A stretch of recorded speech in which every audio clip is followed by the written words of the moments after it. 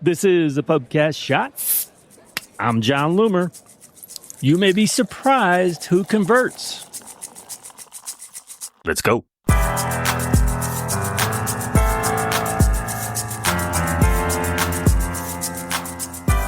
So there's a classic mistake advertisers make that is completely understandable.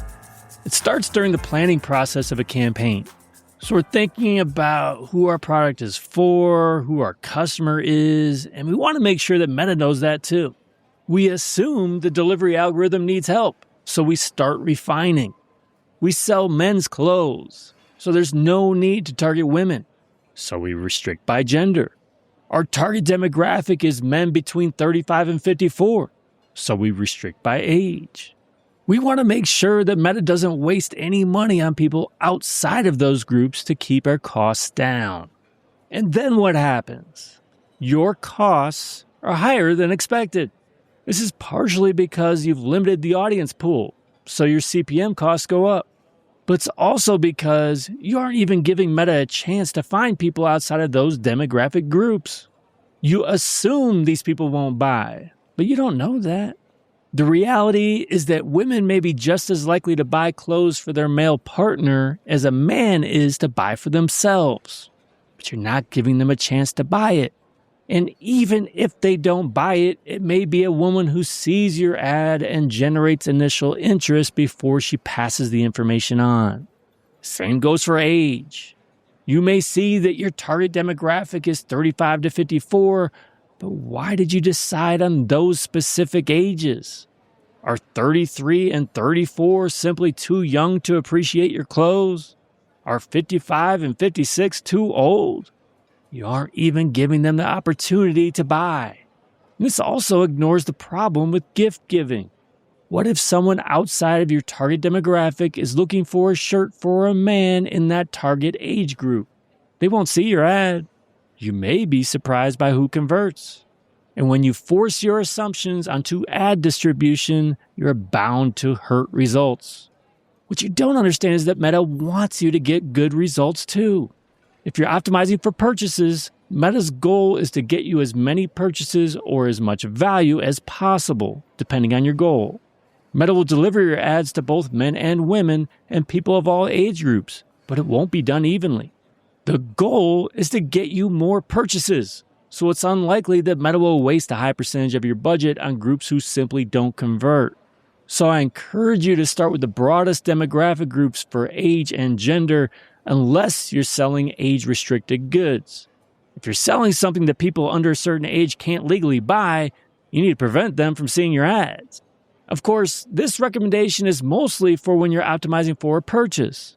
The reason is all about how optimization for delivery works. If your performance goal is to maximize the number or value of conversions where the conversion event is a purchase, that will be Meta's focus. It's unlikely you'll waste a bunch of money on groups of people who don't convert. This is especially the case if you're spending enough to generate data that Meta can learn from.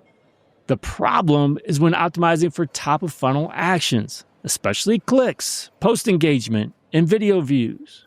If you're selling men's clothing and your goal is one of these actions and not a purchase, Meta doesn't care if these people don't buy. You said you only want a click or a video view, and your ads will be delivered to the people who make sure that happens. Even if you're optimizing for an action other than a purchase, first confirm that there's a problem with how your ads are delivered. And if there's a problem to be solved, use value rules instead to lower bids on the problem demographics. And this could apply to purchases if you determine that certain demographics lead to more lifetime value than others. That's information that you have, but Meta doesn't. But again, make sure you have the budget and conversion volume that makes such a restriction worthwhile. And finally, avoid the trap of attempting to refine your audience based on results. You use the breakdown by age and see the worst cost per conversion comes from people under 35, or the best return on ad spend is from men aged 45 to 54. This is especially dangerous when you don't have nearly enough data to make the good and bad performance predictable. But you start restricting your audience based on these results, thinking you will optimize performance. and it almost never does. And if it does for a short time, it won't last. So here's the bottom of the glass. While it may be counterintuitive, resist your instincts.